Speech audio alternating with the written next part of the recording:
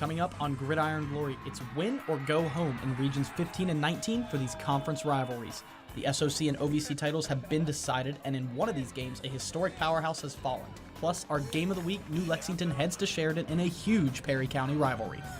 Buckle up, Gridiron Glory starts right now.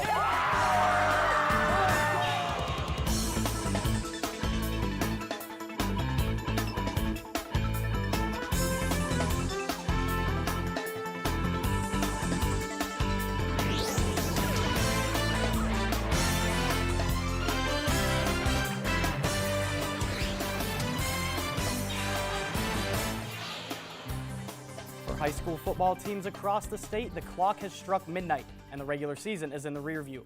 So tonight we're going to bring you the final conference standings for every team we cover. And of course, it's the last chance to qualify for the regional playoffs. Where did your team end up? We've got the answers. Joining me as always are our senior reporters Chloe G. Workman and Jack Demler. And Jacob, we're going to make our way through every conference and every playoff region, featuring 12 games with high stakes for conference titles and playoff seeding. But make sure you stick around until the very end, because we're going to share our list of coaches we've been keeping an eye on for Gridiron Glory Coach of the Year. Well, let's not waste any more time. Let's get things started with Region 19. Jack, you saw what could be the most important game in this region. That's right, Jacob. It's a Week 10 playing game between two TVC Ohio rivals, Alexander and Meigs. Four spots were available in Region 19 before tonight, but only one of these teams will make it to Week 11. Win and you're in. That is all that matters tonight, as both teams are looking to erase playoff droughts. For Alexander, their last qualification was in 2015. While for Meigs, they last qualified for playoffs in 2008. And Jack, both of their seasons have been headed in different directions. The Spartans started the year off as a legit contender for the TVC title, but have recently fallen off. As for Meigs, their season has been the exact opposite. A slow start, but they have since won 3 straight. And the Marauders were looking to carry their momentum on the road to clinch a playoff berth. And they do so on the legs of their backfield of Conley Burnham and Coulter Cleland. After Burnham set the Marauders inside the red zone on the opening drive, Cleland would punch it in from 4 yards out to give the Marauders the early 7-0 lead. Now defensively, Jacob, Meigs had Jordan Scholl's number all night. Scholes was held to 54 first-half passing yards and 3 first-half interceptions, including this one from Connor Inbeden. Get up there, young man. Cleland, continuing to use his run game to his advantage, he found pay dirt not 1, but 2 more times on the ground. Cleland would also work to incorporate the pass game into his arsenal. He'd end the first half with 100 passing yards on 5 completions. The Spartans' defense was able to snag 4 interceptions, but Alexander's offense was unable to capitalize. Meigs goes on to win 34-14. And as the bracket stands now, Meigs will grab that 15 seed, but if they want to win their first playoff game in school history, it's a daunting task against Harvest Prep Warriors. And Jack, that's a team who's constantly state-ranked in Division 5. Yeah, and if they win, it'll likely be up to either Fairland or West Muskingum to take down the Warriors in Week 12. But of course, these brackets are still tentative, with Saturday action on the horizon, and all credit goes to Drew Pasteur and Joe Eitel for tonight's unofficial calculations. Now, as for the conference standings, the Marauders finish above the Spartans after winning their last 3 conference games. Last week, we saw Nelsonville York beat Vinton County to clinch a share of the title, and with a win tonight over Athens, they've got it outright behind their impressive defense, which means the Vikings will finish runner-ups for the 2nd year in a row, falling just 1 point shy of the title. Yep, and Chloe, the other crucial game in this region, Huntington heading to Piketon in the SVC. Yeah, Jacob, and while Huntington has their spot locked up in Division 6, Piketon's win tonight is going to allow them to sneak in there at spot 14. This is going to be their 2nd straight playoff appearance. But if they want to make it to Week 12, they're going to have to beat a Barnesville team that just finished the year undefeated with a huge win tonight over Union Local. And the other teams to watch out for on that side of the bracket include Heath and Portsmouth West, who we'll talk about in just a minute.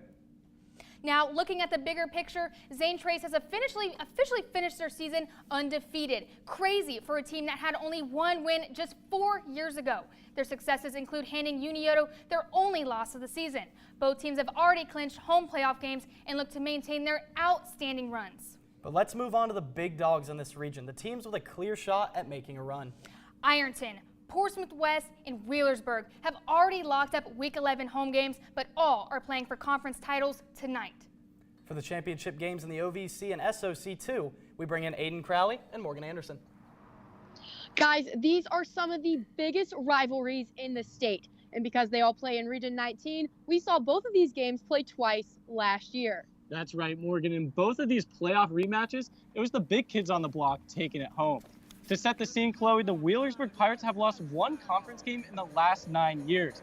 But every year, the title's up for re-election, and the Portsmouth West Senators are ready to etch their name on the ballot. Flashback a season ago, Berg took home Game 1 convincingly, 30-0. The following week in Round 1 of the playoffs, 23-14 Pirates. If West can utilize the big play and turn this one into a track meet with its returning players of Ryan Sissel and Jeffrey Bishop, watch out for a new team in office. And early on, West did just that. They won the coin toss and chose to receive the ball to put the ball in the hands of quarterback Mitchell Irwin and the explosive Senator offense. But it was the Pirates who imposed their will early. After a 3-and-out, Berg marched down the field 60 yards, 7-0 Pirates. That touchdown lead held all the way until 6 seconds left in the half. That's when Irwin threw up a prayer to who else? Bishop, and look at this circus grab. Are you kidding me? The extra point was no good, and Berg took a 7-6 lead into the locker room. Out of the break, Bishop wasn't done. This time in the secondary, he picks off Berg to give West the ball and momentum. The Senators took advantage of the turnovers and punched it in to take the lead. Berg had one last chance to save their SOC crown, but it falls out of the hands of Creed Warren, and the Senators shock the Pirates 14-7. It's West's first conference title since 2008 as they close out the season 9-1. Their only loss, Week 1 against the Fairland Dragons. For Berg, they finished runners-up for the second time in 4 years. Meanwhile, in SOC 1, Northwest took home a game against Sims Valley for the SOC crown. And after starting out 6-0, Green drops 4 straight in conference and fall all the way to 5th. It's going to be exciting to see what these teams can do, but more on that in a minute. Morgan, tell me about the action in the OVC's biggest rivalry. Chloe, it is a dog-eat-dog world in the OVC, and the Ironton Tigers are feasting with 3 straight titles. In 2021, the Tigers and the Trojans faced off in Week 10 for a Tiger 36-9 blowout, opening the door and closing it again in the second round of playoffs with another Ironton dub of 17-6. I won't lie though, Chloe, Portsmouth can fight back when they play explosively and consistently, especially with that QB and wide receiver duo of Tyler and Jaden Duncan. But Portsmouth needed a win tonight for a share of the title, and tonight we saw if they could do just that. Now, as they say, if you can't take the heat, get out of the kitchen. And Ironton faithful Tatum Carpenter said, "What's for dinner?" as he connects to Ty Perkins on second down with this catch. Insane plays all day. Ironton's Aiden Young intercepts Portsmouth throw right below the 10. In this one, it says it all. CJ Martin for Ironton intercepts this, and man, it is straight out of Madden with that air. At the half, Ironton leads 28-0, with Portsmouth needing to bounce back badly, and that they kind of did when the score was 35-0. Running back Braden Truitt fights tooth and nail to sneak one in for the Trojans. But like any OVC bedtime story, the Tigers would go on to win 42-7. Now looking into the OVC, Ironton sits on a throne at number 1. But with Portsmouth now at second, which is quite the story, as last time Portsmouth was second in conference, which was to 2018 in Gallia Academy. With surprise, Ironton sat third that year. Needless to say, this year's standings were a bloodbath to achieve. Now, like you guys said, the stories may not be over for these rivalries with playoffs on the horizon.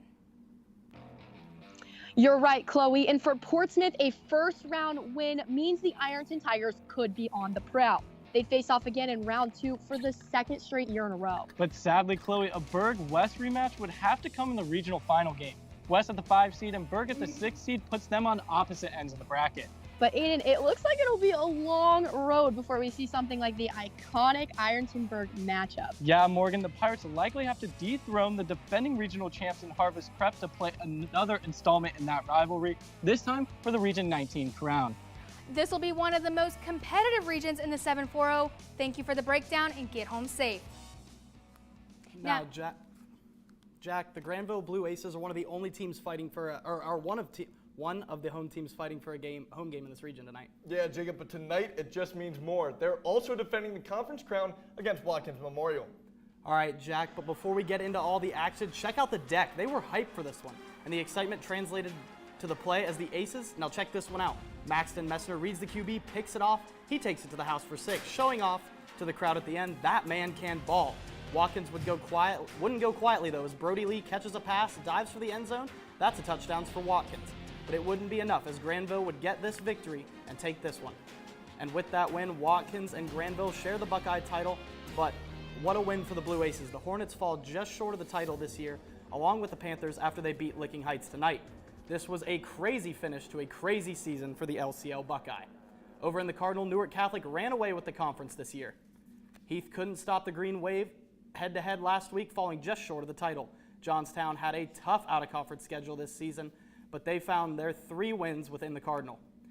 But let's talk playoffs in this region. 15 of the 16 spots were locked coming into this week. And Zanesville was one of the 2 teams with the best shot at the 16 seed. But Jacob, they're going to have to make it through a historic Logan team in a community where football runs 110 years deep. At the heart of every football program is a long line of history. History that communities in Southeast Ohio hold near and dear.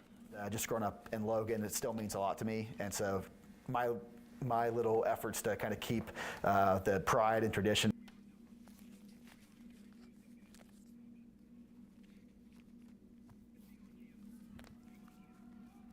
Sorry for the technical difficulties, and the Chieftains were looking to send their historic season off with a win, and Braden Strugel delivered for Logan in a major way. When the ball was in his hands, he refused to go down. He worked his way into the end zone early and often, finding pay dirt twice in the first 2 Logan drives. Defensively, the Chieftains were lights out. Logan played spoiler to Zanesville's playoff chances as they went on to win in shutout fashion 39-0. And with that loss, the Blue Devils fall just outside the Region 11 playoffs, which means despite a 6% chance of making the playoffs, Circleville defied the odds to secure that 16 seed. Granville is on the opposite side of the bracket. They expect to get the 7th seed and take on Bell Fountain. Other teams out of the 7-4-0 include Tri-Valley taking on Jonathan Alder and Washington Courthouse, who will play South. Sheridan and Circleville are set to play each other next week, while Miami Trace will take on FAC foe, the Jackson Ironmen. Before we move on, we would like to apologize for that package. It was a historical look at Logan as a football program through its 110 years, including some incredible archives. For that entire package and an extended version of the cut, be sure to check out all Gridiron Glory on social media, Twitter and Facebook. For sure, Jack. And going back to that game, speaking of the FAC, Chillicothe looked to play spoiler for the conference title against Jackson tonight. Yeah, and Bloom-Carroll attempting to win their conference outright as well. They took on Hamilton Township. Well, let's get into it. Check out the student section. They are fired up and ready to go. But Jackson drew first blood as Nolan Johnson capped off a Jackson drive with a touchdown to make it 7-0. In the final seconds of the first half, Chillicothe rushed in the field goal team, and there it goes. It's up, and it's no good. The first half was full of penalties, but the Jackson defense would hold strong in the second half en route to a 21-14 victory. And with that win, they claim the conference crown. The Ironmen bring another conference championship back to Jackson after taking the dub tonight, and the Blue Lions took down Miami Trace, but still fall short of a title with that Chillicothe loss. But now it's win or go home for everyone in the FAC as they head to the playoffs. In the MSL Buckeye, the Bulldogs of Bloom-Carroll look to win the conference title outright for the 2nd straight year. And it was on the legs of Dylan Armentrout and Andrew Marshall who helped them get there. Armentrout led in rushing yards with 132 while finding the end zone once. As for Marshall, he ran for 104 yards and found pay dirt 3 times. The Bulldogs held Hamilton Township to just 114 total yards as they went on to shut out the Rangers 48-0. With this win, the Bulldogs won the conference title outright for the 2nd year in a row. Logan Elm shows major signs of improvement, finishing 2nd in the MSL Buckeye after only winning 1 conference game a season ago. After finishing last year a game behind the first place spot to Tays Valley, they finished 4th. Let's move on to a region where it's not all said and done yet. There is a rivalry game squaring off tomorrow that is key for home field advantage for a few teams. TVC hockey reporter Cameron Nupp joins us. Cam, I hear there's a battle going down in Meigs County tomorrow. Jacob, we've heard of rivalries like the Game, the Iron Bowl, the Backyard Brawl. But in the TVC Hawking, Week 10 means just one thing. It's time for the Battle of the Border. Just 21 miles separate Eastern and Southern high schools. In the last game of every football season, the Eagles and Tornadoes battle it out for bragging rights in Meigs County. This year, Eastern quarterback Brady Yonker is looking to make it a career 4-0 against Southern. This would really mean a lot. This is a big game on Saturday. So we have a lot of people. It's our last regular season game. Our last regular season game as a senior, The Saturday slate is a welcome change of pace for Coach Jason Jackson, who enjoys the bigger crowds and extra practice time. Playing on Saturday is really unique for the kids from both schools. Whoever made that administrative decision years ago, I feel did a great job. You can draw a bigger crowd to it and make it that much more special. The atmosphere, here at Eastern, I love that. On a Saturday night, it's amazing. 20 minutes away in Racine, the Tornadoes are preparing to try and earn their first win in this rivalry in 5 years. And even though they've been playing this game for 60 years, head coach Cassidy Wilford tells me it's time for this team to establish its own legacy. What's great about tradition is it kind of is your driving force for everything that you do. But the tradition doesn't matter right now because of the fact is these guys get the chance to write their own story. So tradition's great. Yeah, 60 years of hard smash mouth football in Southeast Ohio, it's been great. But we're not so much looking behind us, we're looking forwards. With a win, the Tornadoes would lock up a home playoff game, while an Eastern win would give the Eagles home field advantage for the first 2 rounds. With so much at stake, the 2022 edition of the Battle of the Border is set up to be a classic. Even with a win tomorrow, Eastern will still finish just behind Waterford in the conference standings. The Wildcats are TVC Hawking champs for the first time since 2017 after defeating Belpre tonight. Southern can jump up into that 3rd spot with a win over Eastern.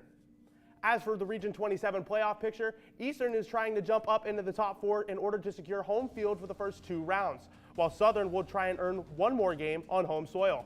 Other top seeds in the region include River, Caldwell, and the TVC Hawking champs Watford, who could very well see a rematch against Eastern in Week 12. Regardless, Region 27 will run through top-seeded, reigning state finalist Newark Catholic, who roll into the playoffs at 7-1. Kickoff for the Battle of the Border is set for 7 o'clock tomorrow night, and Jacob, it's going to be rocking in Reedsville for this one. Can't wait to hear about it. Thanks for the great work, Cam. Now move up a division to Region 23. Chloe has reporters in the field from the OVAC to break it down. Thanks, Jacob. And our reporters Grayson Wolf and Peyton Brooker join us live. Chloe, big night in the OVAC, a conference title on the line in the Buckeye 8, and a huge rivalry with Region 23 playoff implications. Let's just start with the Noble County Super Bowl in Sarasville between 2 well-rounded rivals. Shenandoah and Caldwell met tonight for the 59th time. And with this matchup, the Zeps could tie up the all-time record. They're currently behind 28-29. Caldwell is looking to cap off a memorable season by going 9-1. But the team's record may not be as it seems. Their wins come against opponents with a combined record of 17 wins and 54 losses. As for the Zeps, who will win tonight, they will have a home field advantage for the next 2 weeks in the Region 23 playoffs. But they'll need quarterback Braxton Barnett to clean up his turnovers. The Zeps start quickly out of the gate as Joel Radizak blocks this punt by Caldwell, and Zeps quickly recover to score out of the gate for 6. As soon as the play, though, turned back to Caldwell, the Zeps fought back. The Caldwell would find another fumble and is quickly recovered by Caden Palmer. On the very next play for the Zeps, quarterback Braxton Barnett finds his main receiver, Gunnar Yates, and scores a 44-yard pass to give the Zeps a 12-0 lead. But Caldwell were not ready to give in the pressure just yet, as they make their way up the field to the red zone and give it to Tyson Boyd as he trucks his way through for a 16-yard touchdown.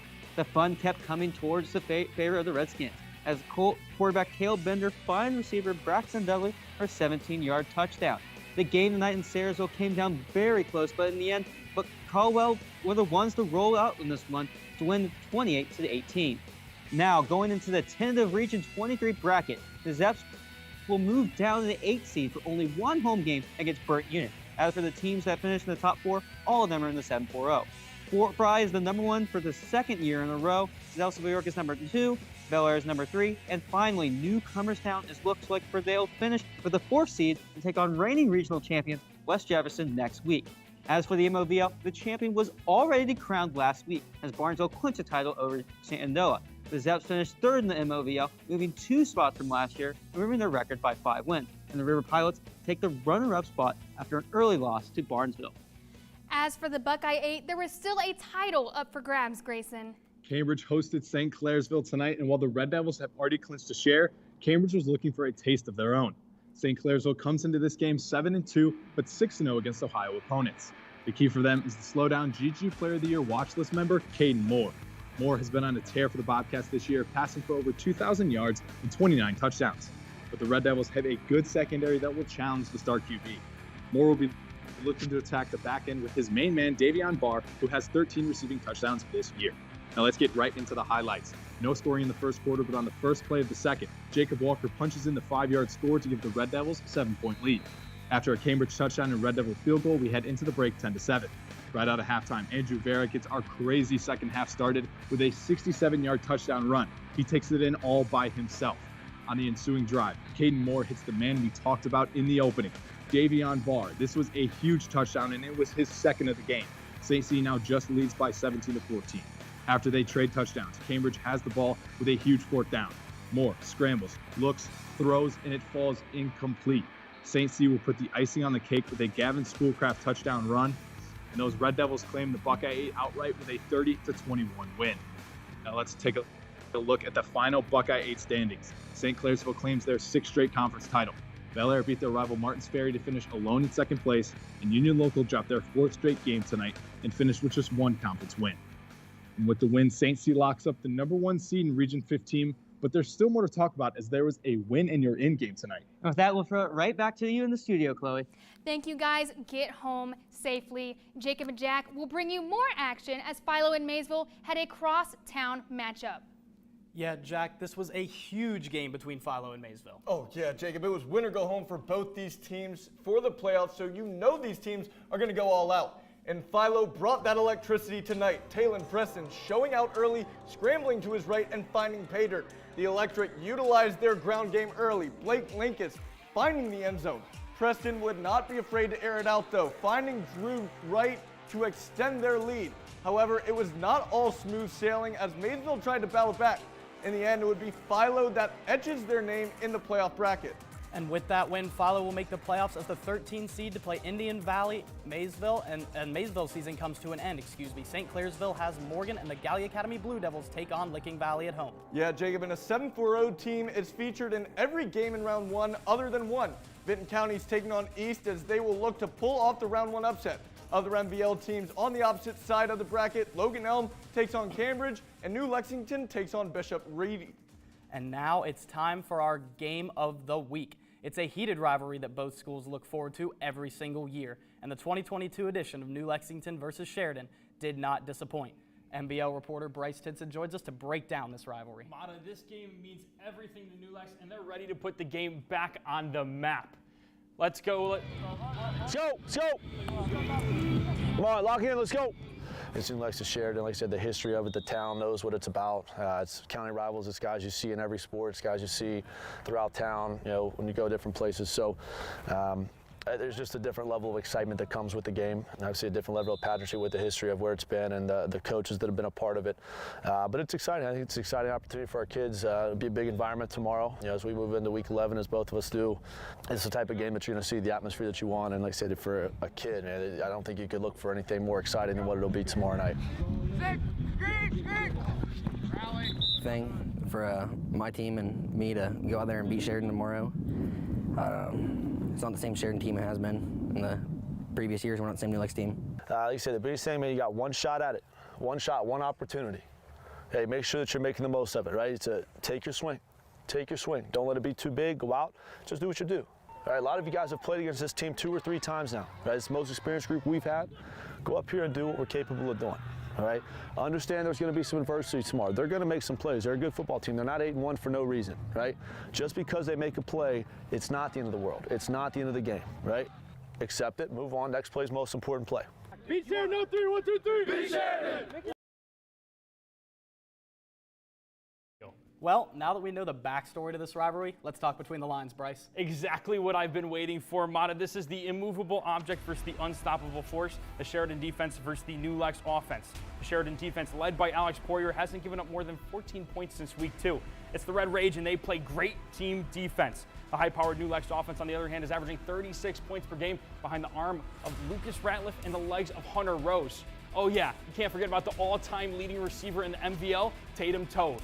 It doesn't get much better than this. 48 straight minutes of knockdown, drag-out football. The tension was palpable in Thornville for this Week 10 showdown. Sheridan used that to their advantage after stuffing the Panthers on a 4th and goal. Reed Packer keeps it and is off to the races. He's got no one in front of him, and he's got some speed. but not enough apparently. What an effort play from Chase Dummel to chase him down. NULEX hold and forces a field goal. Ensuing NULEX drive, and I told you about this connection, but here it is in person. Lucas Ratliff with the absolute dot to the record-breaking toe, 6-3 NULEX.